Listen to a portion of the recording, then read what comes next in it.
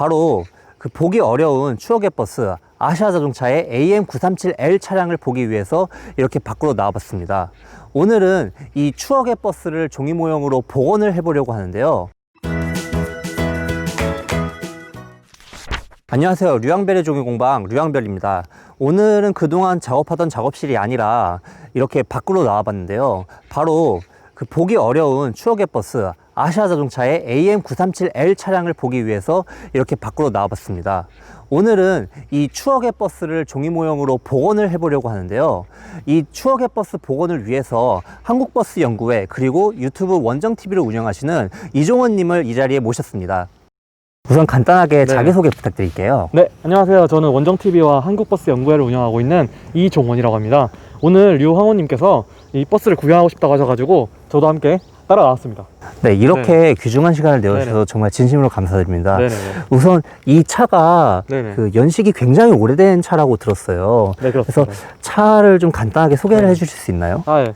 이 버스는 1996년식 아시아자동차 AM937L 버스고요. 아시아자동차 광주공장에서 2년간 시제 차량으로 사용하다가 98년부터 운전학원에 판매되어서 약 2019년까지 사용됐으니까 거의 24년간 이제 운행해온 그런 버스라고 볼 수 있겠습니다. 제가 26살인데 거의 제 뻘의 버스를 지금 이렇게 보고 있는 거네요. 그렇죠, 거의. 아시아자동차라는 회사는 제가 처음 들어보는데요. 그 아시아자동차를 처음 들어보신 분들도 있을 거예요. 요즘 분들은 익숙하지 않으니까. 아시아자동차가 어떤 회사냐면은 97년도에 기아자동차 합병돼서 이제 사라졌는데, 예전에 기아자동차 자회사로 버스랑 트럭들을 이제 전문적으로 만들던 그런 회사였어요.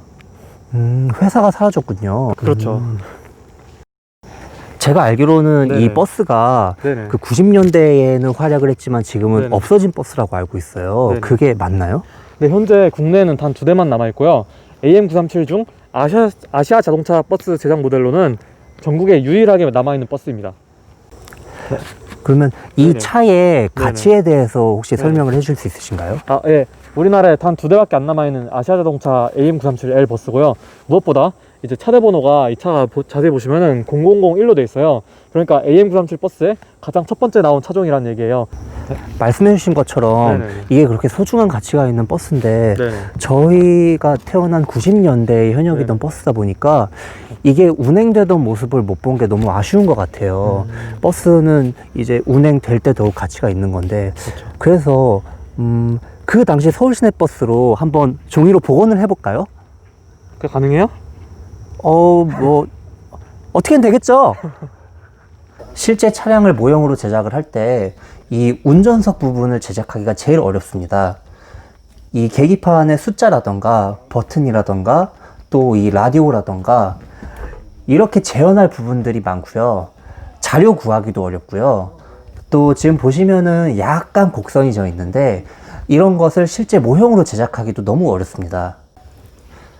손잡이도 만들어야 되는데 확실히 옛날 차다 보니까 이 원형의 손잡이가 요즘 차들의 손잡이보다는 좀 불편한 것 같아요. AM937L 차량은 이 바퀴 위치 때문에 의자가 어쩔 수 없이 이렇게 올라오는 부분이 있었어요. 지금 그 부분인데 불편합니다. 사실 편하진 않습니다. 그리고 보니까 벨도 요즘의 버스들과는 다르게 조금 높은 곳에 있어요. 그래서 이 의자의 위치라던가 이 벨이라던가 굉장히 저는 신기합니다. 일반적인 촬영과 다르게 모형 복원을 위한 촬영은 이런 식으로 차량의 모든 요소를 하나하나 다 촬영을 해야 합니다.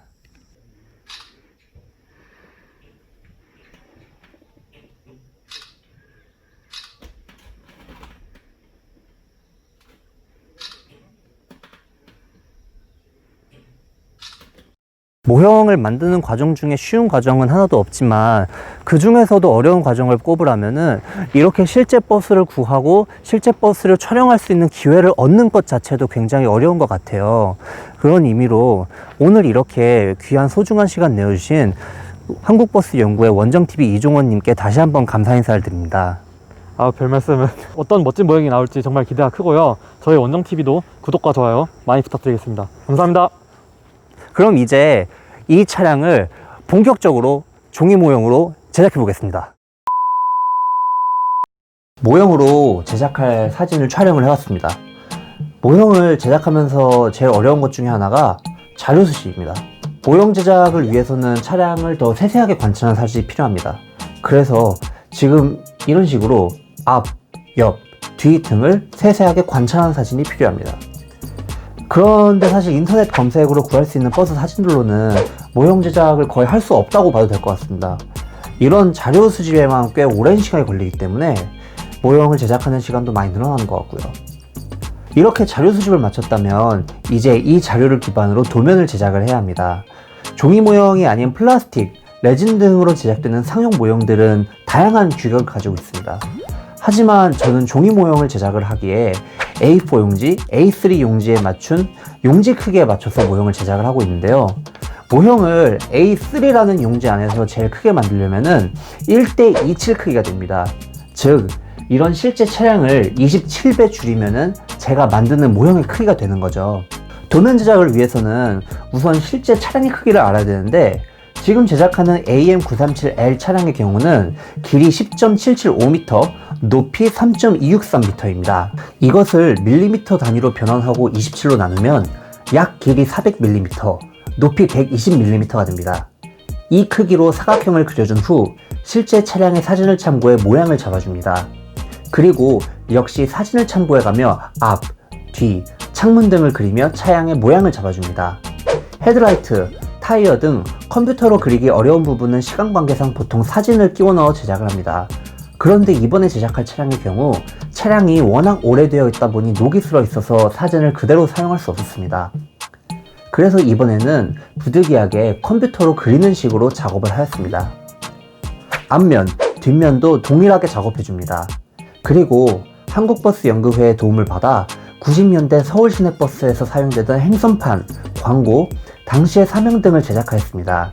지금이야 안전벨트가 당연시되는 시대지만 90년대만 해도 안전벨트 착용이 낯설었던 시대인지라 안전띠와 관련된 공익 광고를 볼 수 있었습니다. 도면 제작이 완료되었다면 직접 제작해 간단하게 테스트 조립을 해봅니다. 테스트 제작을 거치며 지금까지 제작한 도면에 문제가 없다 판단되면 이제 내부를 제작해야 합니다. 앞서 제작한 외부 도면을 기반으로 내부 모양의 틀을 잡고 그 틀에 실제 차량을 따라 그리는 식으로 내부 도면도 진행합니다. 앞서 말씀드렸던 것처럼 컴퓨터로 그리기 어려운 부분은 사진을 끼워 넣는데, 이번에 제작한 차량은 운전석 등 내부 부품도 녹과 먼지가 슬어 있더라고요. 그래서 사진을 활용하기가 너무 어려웠습니다. 그래서 이 부분도 컴퓨터로 복원 작업을 진행하던 작업하였습니다. 저는 모형 작업을 할 때 수학적 좌표 계산을 통해 그림을 그리는 벡터로 진행을 하고 있습니다. 이 방식을 이용해서 작업을 할 경우 작업물을 확대, 축소를 하더라도 깨지지 않는다는 장점이 있습니다. 내부 부품 역시 테스트 제작을 거치면서 작업을 진행을 합니다.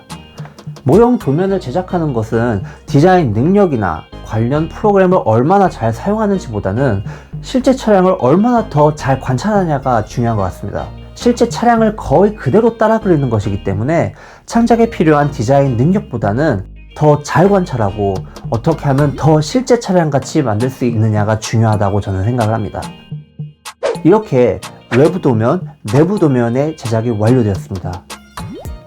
아울러 이번 모형에는 더 많은 부분을 커팅기로 사용하고 싶어서 도면의 거의 모든 구성을 이렇게 A4 용지로 작업을 했습니다. 지금 이 출력물만 보면은 어떤 부분을 잘라야 하는지 감이 안 오지만 이렇게 커팅기가 읽을 수 있는 선을 커팅기에 넣어주면은 이 빨간 선을 따라서 잘라주게 됩니다.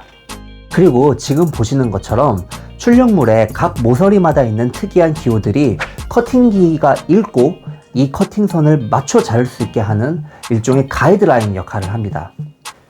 그래서 A4 용지 크기로 외부 11장, 내부 9장, 그리고 바닥과 천장은 A4 용지로 나눌 수가 없어서 A3 크기로 1장, 이렇게 총 21장을 출력했습니다. 경우에 따라서 180g 아트지, 그리고 90g 아트지 라벨, 스티커 용지라고도 하죠. 이렇게 두 종류로 나누어서 출력을 했고요. 출력 비용은 38,060원. 출력까지 완료를 했으니 이제 본격적으로 모형 제작을 진행을 해보겠습니다.